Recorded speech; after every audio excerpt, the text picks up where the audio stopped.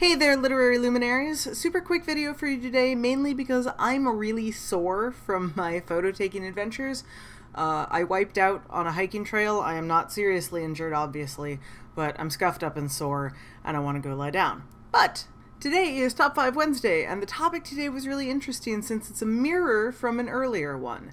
So today's Top 5 Wednesday is your top 5 least favorite tropes.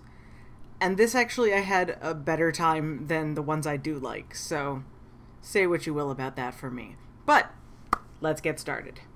Number 1. Evil characters who are just evil for the sake of being evil. Even if you look into some of the, truly nasty characters, Sauron, Voldemort, the real big evils, there's a reason behind them doing that. Tom Riddle had reasons for turning into Voldemort. I'm fairly certain Sauron did, and I just can't remember them. But bad guys that are just bad and don't have any sort of logical backstory to it really, really bother me. The exception to this, according to the TV Tropes page that I was looking at, would be something like the Dementors, in that the Dementors are basically just pure solid evil with no reason. But my counter to that is Dementors are soulless, so they're not really people anymore, I guess. I don't know. I like my bad guys to have a reason of why they're bad. I want to see what happened to them that made them that way. I want to hear about it.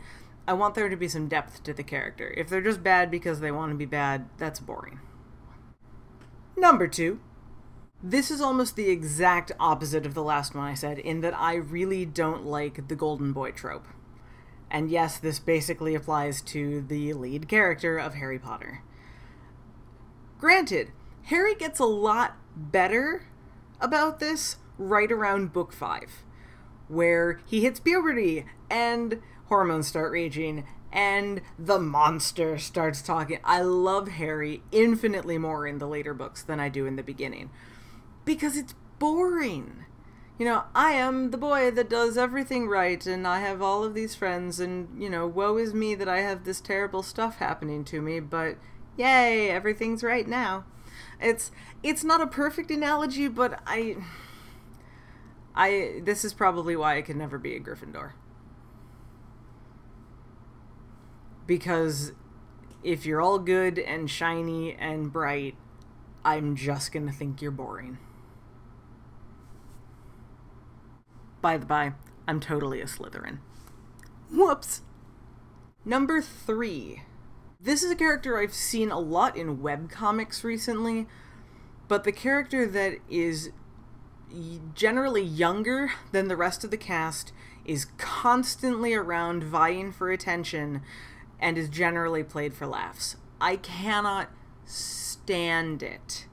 And in many ways, I don't like it in real life either. It frustrates me unto no end.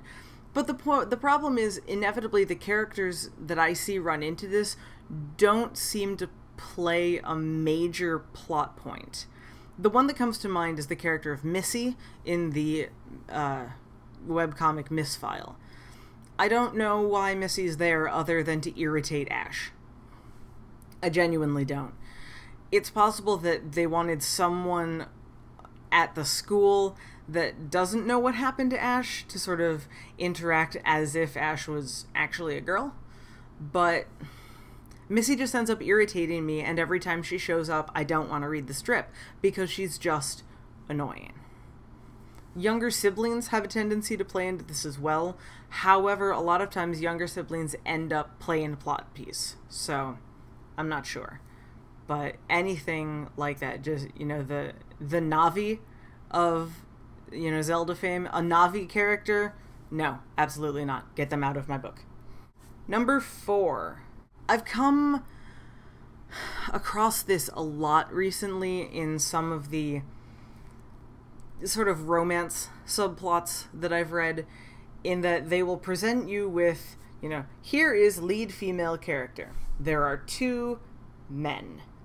One is the obvious romantic choice, who is lovely and troubled and whatever else. And this is clearly the one you are being taught to like by the writing. And then they have the other one, who's generally meaner and actively tries to sabotage the first relationship, and yet somehow we're still supposed to like them. They're still supposed to be a viable option in a romance. And I don't understand it. Because when he sits there and goes, oh, this person's terrible, you shouldn't be with this person, I love you, be with me. If they've spent any time making me attached to guy number 1 over here, I don't care what guy number 2 is doing unless he dramatically does something that then proves something unfortunate about person number 1. I don't want this. Don't put an antagonist in the middle of my romance that's also supposed to be a romantic interest. No.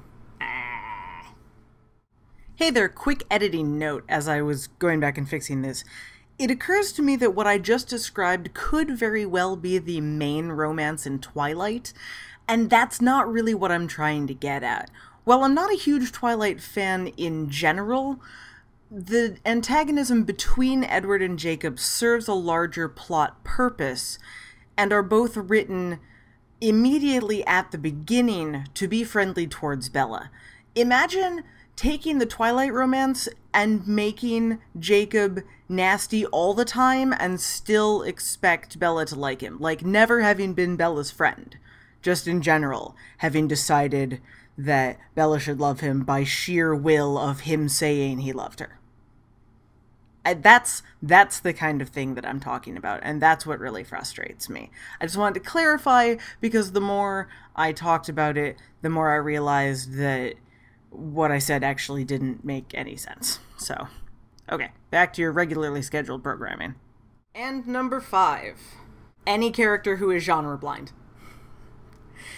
And it's really less that I hate the trope, and more it's the kind of trope that makes me want to shake people constantly, is that it's my problem with everybody in horror movies. Nobody looks up. Everybody walks into their strangely unlocked door. You know, there's a commercial that came out that has a whole bunch of kids running around in, like, the woods, and one of them asks, you know, why don't we just go get into that, you know, turned on car that looks like it's ready for us to escape in? And they're like, why, are you crazy? Let's go hide behind those chainsaws.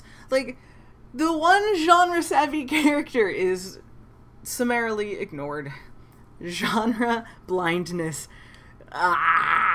Now, the flip side of that is I enjoy watching characters struggle their way through it. I've watched all 3 seasons of Marble Hornets, and Jay is one of the most genre-blind people I've ever seen in fiction in my life. But I still enjoy following it, because it allows me to see what's going to happen first. But God, does it frustrate me. Those are my top 5 least favorite tropes. Let me know what you think down in the comments below. Do you share some of the same least favorite tropes as I do? Do you have some other ones? Do you like one of the tropes that I don't like, and you'd like to argue their case? I will be more than happy to listen to it.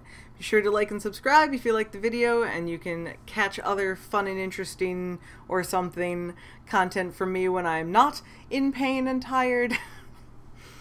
And until next time, I will see you all later. Bye!